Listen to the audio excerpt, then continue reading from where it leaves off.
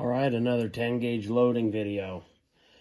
This one's going to be a duplex load based off of federal cases.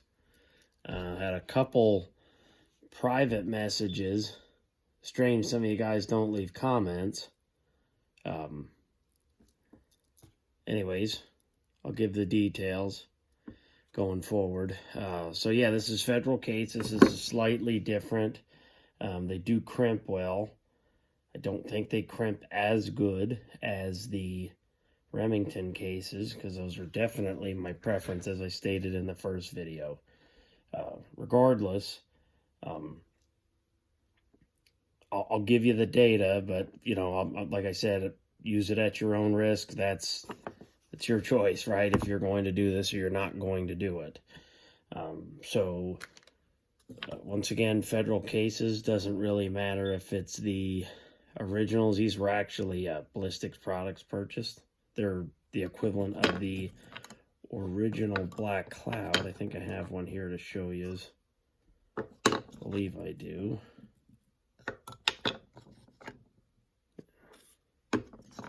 Maybe I don't.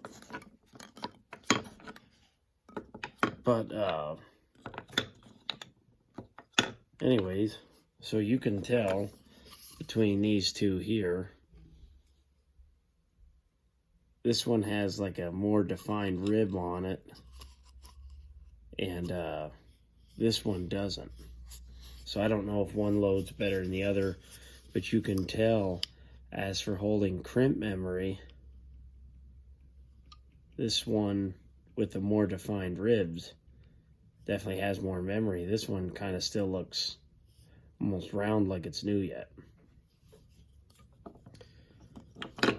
Don't know where I picked that one up. I think I picked that one up at the range. And then here is the new Black Cloud with that, like, it's still like a brass wash, but it's like a black nickel plated.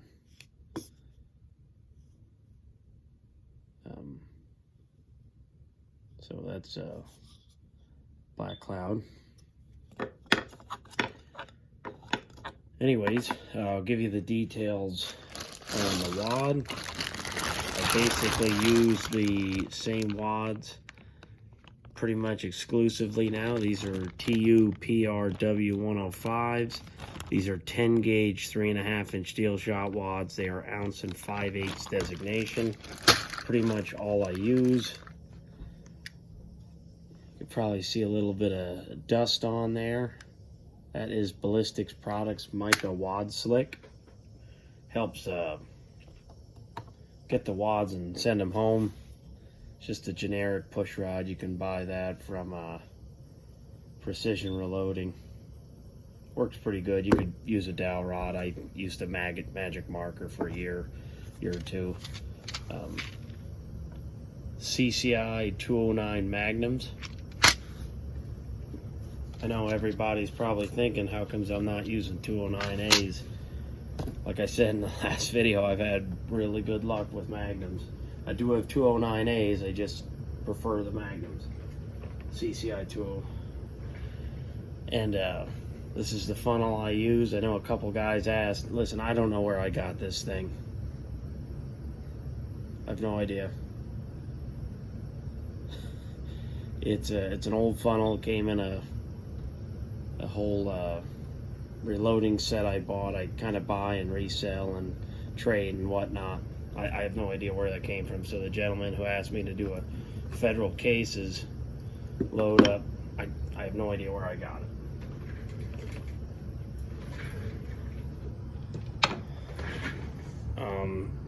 I'll be loading on this Ponsness Warren 375.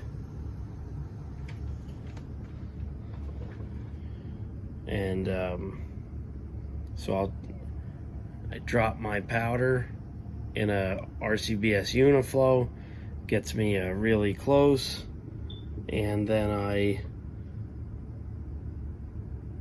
trickle to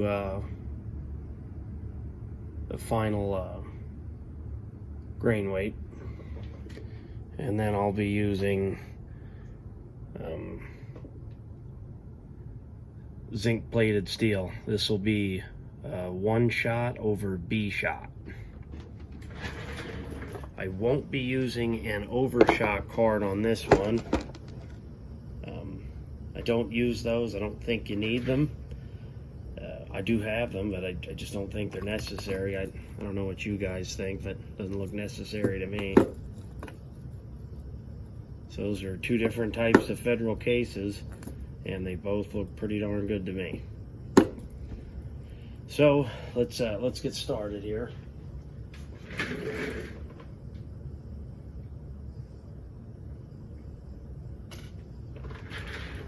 So I'll if you guys watched my first 10 gauge video, you'll know I kind of have like a system to try to keep everything going.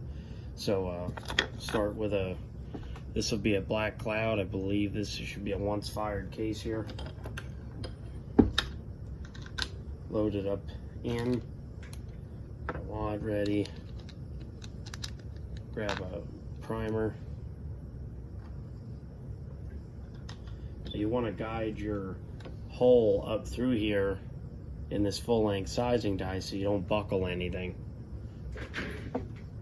Or buckle's probably the wrong term. I mean kind of jack up the mouth. Now, if you guys watched my first video, you would notice that the Remington cases were a little bit more of a bear to go through. I do believe some of the rationale behind that is I don't think any of those were sized before. These ones here were already sized on a mech before I got rid of it. I used to bring them home, punch the primer out, let them dry out if I pulled them out of the water. So these went through real easy just because they've already been sized. So there's no reason to punch your primer out. And I'll drop the whole full-length sizing die out, and I want to show you something. And you need to check this every time on federal cases.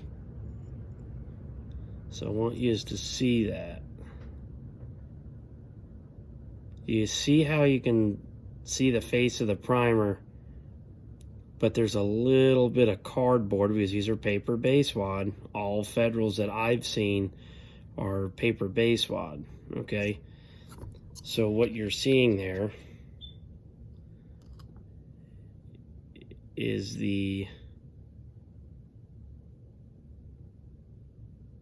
where the flame will come out on the primer. I've heard rumors of plastic base wad federals. It's just like those high base wad Remingtons. I've never seen them. Maybe they exist, maybe they don't. And then, as you know, before I start my next case, I always make sure I dump a powder charge and get it up to the chosen grain weight so that I can kind of keep the ball rolling and not make this process any slower than it should be, just because the fact that it's not fast anyway, the way I do it.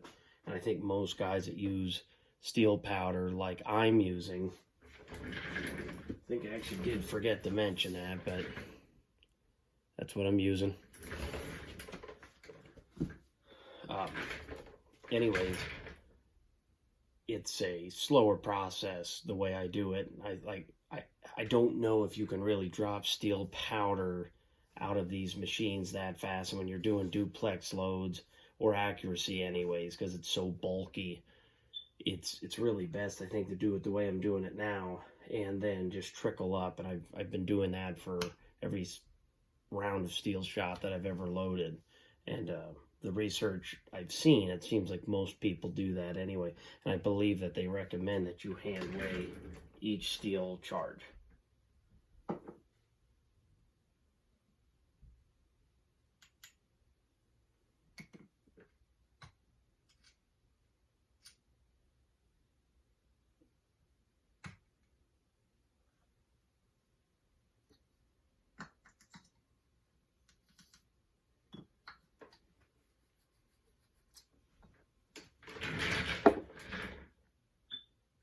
All right, so I'll put the wad in, and And you can see I use that funnel to open up the mouth. Makes it a little bit easier. And I always ram the wad home on this bench because I got the scale over there. You guys can see where the wad is at.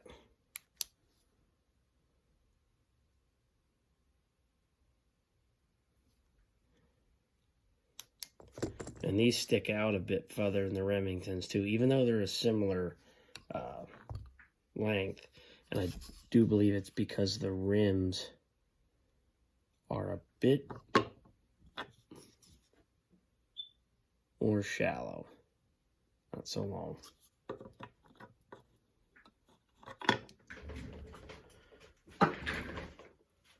So 1 5/8 charge, that's 710 grains. What I'll do is 355 of B, 355 of number 1s.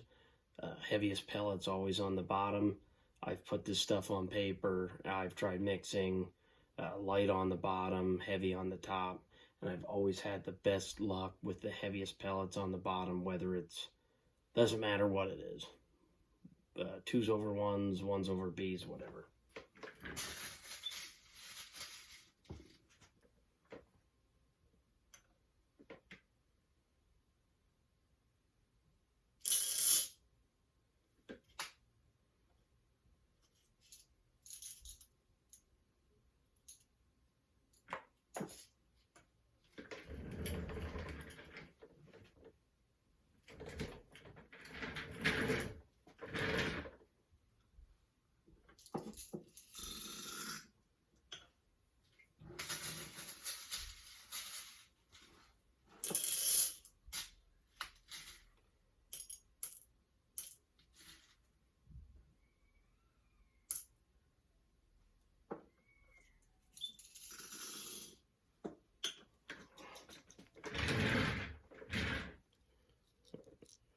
All right, you guys can see the shot in there.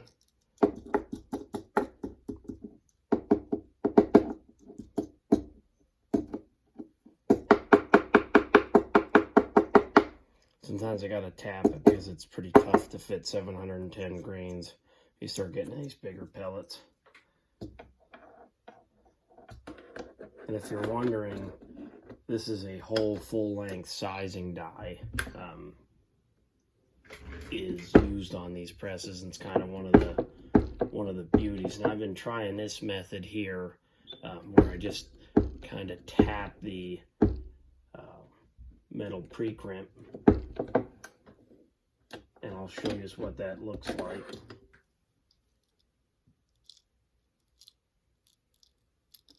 I do wish this press closed the pre-crimp a little bit more, but I kind of talked about what I would do. If I can get an extra full-length sizing die, I might take a little bit off of the shoulder, cut back maybe 50, 60 thousand, something like that, and give that a shot. See if I can get a little bit more pre-crimp.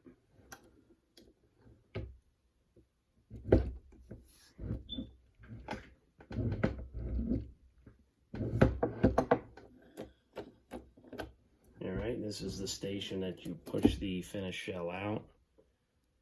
That's the finished shell.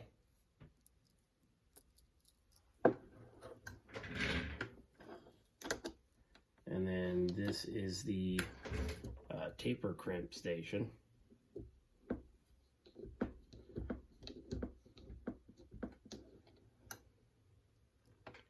And that's the finished product. Looks better than a new Black Cloud. All right, so here's what I think I'm gonna do. I think I'm going to try to get you guys a close-up of loading a shell, and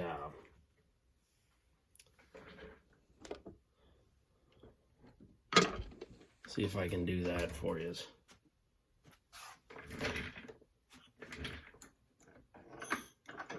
Going to drop a charge, 40.3.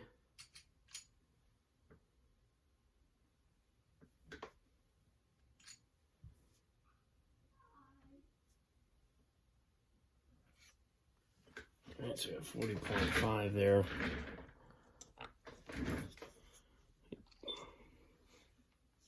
So let me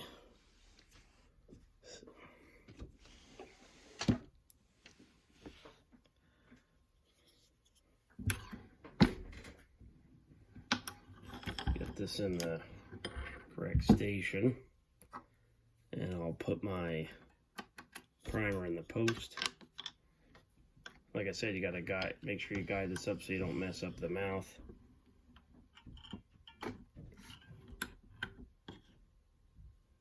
If you were to knock a primer out, that's the station you would do it.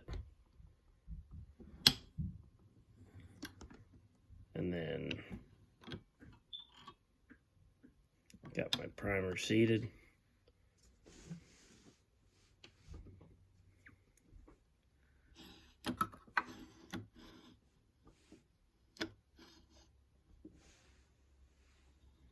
And that's where I drop it out. That's actually where you load the full length sizing die. Let me right here and put in the powder charge.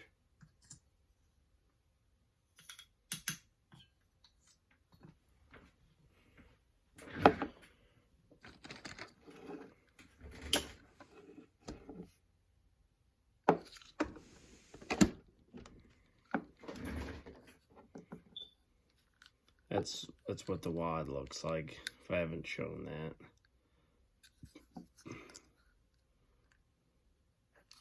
These are really good wads, and you can actually find them in stock. Unlike if you're probably purchasing stuff from ballistics products, wad in.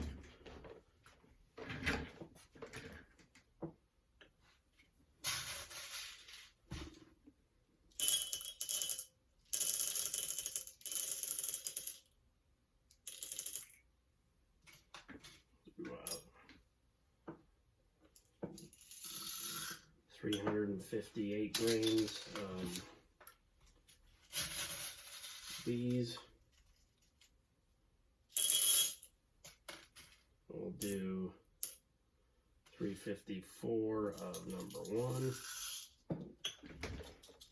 And I buy the zinc plated shot because I find that it's only about 50 cents, $1 more half the time than the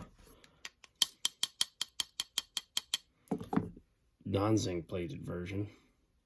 So I'm going to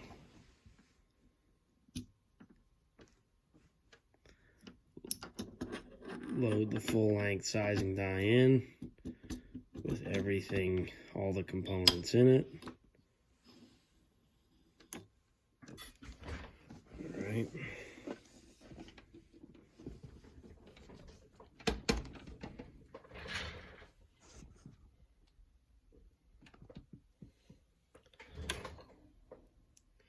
And you can see that damn thing's in the way. See these fingers right here. Those steel spring fingers, they are the ones that catch the indent of the 6-point star. So that is a 6-point steel star, and it's kind of neat. It's on a bearing. It's a really nice setup. And then flip that over to the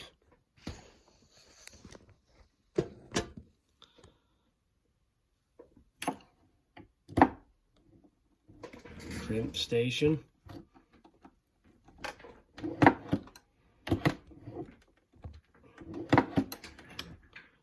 Alright.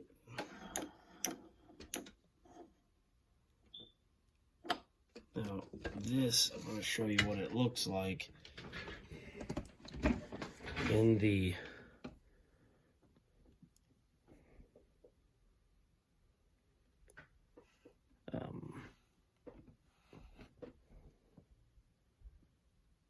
that's what it looks like sitting in the shell. You can see it's just below the full length sizing die lip.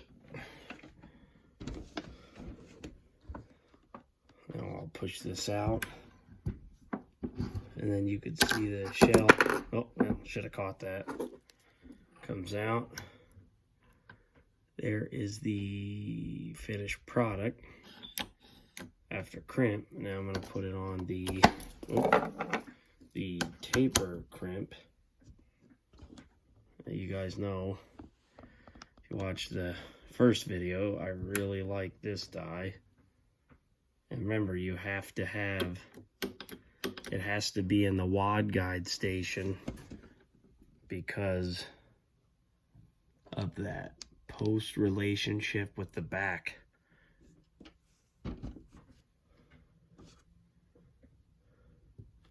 So typically I gotta just kind of get it started.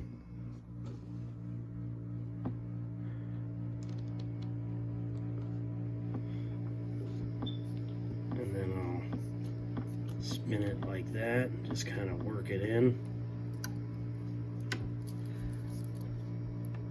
And that's it. See how nice and round the mouth is? So feeding your auto loaders and pump actions perfectly. And then I'll finish these off with some ballistics products.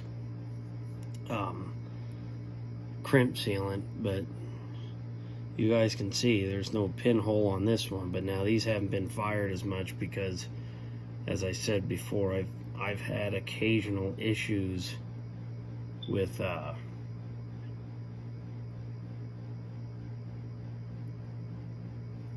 these hulls. They haven't been perfect. Let me show you what happened to one of them before. I always save this as an example. That is a once reloaded hull. Just sheared clear off. So what I'm guessing is, and I can feel with my finger, that there must have been, when they stamped this steel, there's a little bit of a ledge. I can catch it with my fingernail. And I do think one of the issues with this could have been, as you're sizing, it might have put, I'm guessing, but I think it might have put, because there was a little bit of an edge in here when you went down, you sized, because the mechs, I do think they might size under a little bit more than the Ponsness Warren. I do believe that it might have put like a score in this plastic, and that could have been the issue. But I had to, this was stuck down the barrel just right about after the forcing cone. I had to push this out of the barrel with a duck mojo so that I could continue hunting. And of course it happened when a group of geese come in, right? 20 yards. Basically, I got one shot off, got one bird, that was it. You can see the paper base wad in there. Now, if you look in here real close, you see that ring around the primer? Well, that's actually from the mech. So the mechs seat primers differently. They hold the base wad, and you push down against the base wad, and that's how you seat your primer on a mech. So the reason I brought up in the beginning of the video about the paper, the cardboard, the paper, whatever, making sure that it doesn't go over the primer, it's really important, because it'll screw up your ignition.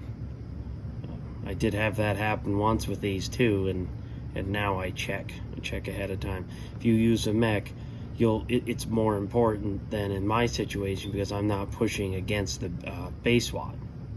So just a little food for thought. Make sure you watch it. One time I didn't check, and I shot in the blind, and it just sounded like a cheap firecracker. Wad went out the barrel like 15 feet and it just sounded like a poof. So just be careful of that.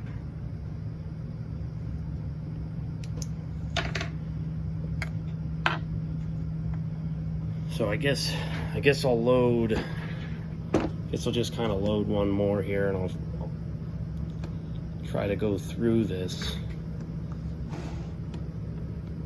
kind of a normal pace. So what I should have done is last time should have dropped my charge and had this waiting. This one's heavy.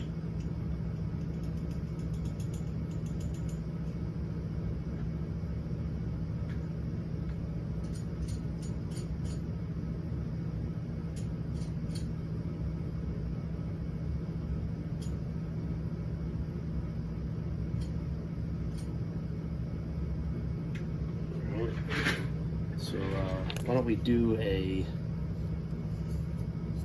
this one.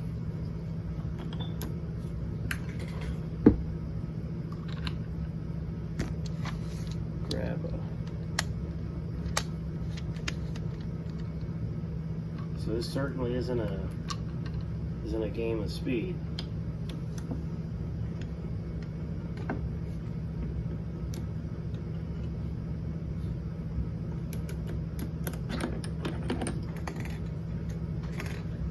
So there's the hull, primer seated. These are like just perfect sitting in this die. Drop the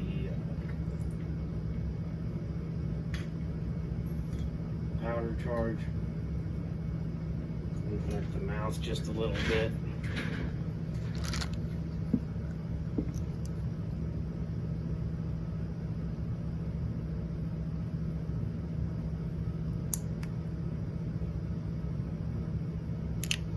It can be really tough to get started. There's a wad in there. Skipping steps.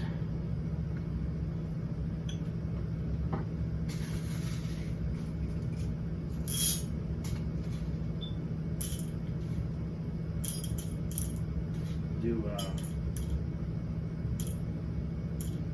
355 grains of bees.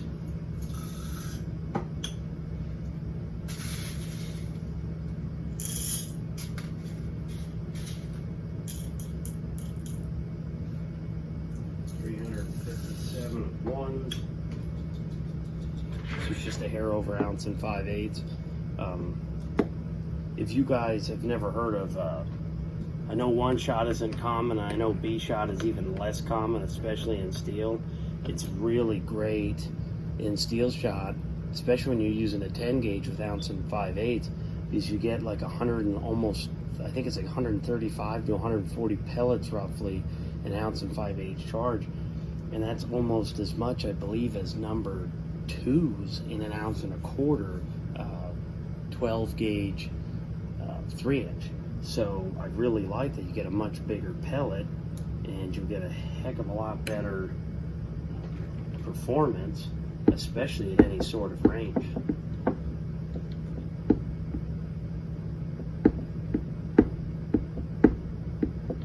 And you get that really sharp and pointy pre-crimp.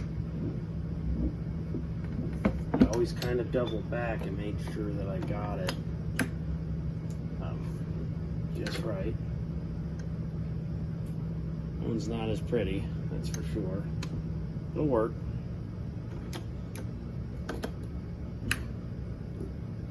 And then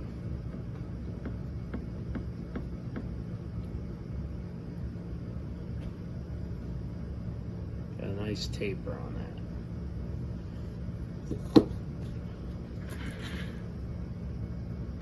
All right, so I think I'm going to wrap the video here. If you guys have any questions, just let me know. Federal cases definitely aren't as simple. They're definitely not as nice. If it's the only cases that are available to buy, going forward, because I don't know what's going on with Remington ammo. I don't know if they'll be making components again for the 10 gauge. Maybe stuck with these things, or maybe I'll have to look into Shadid, see if they're see how they load. I do know they're a little on the short side. All right, if you guys have any questions or comments, just let me know. See yous.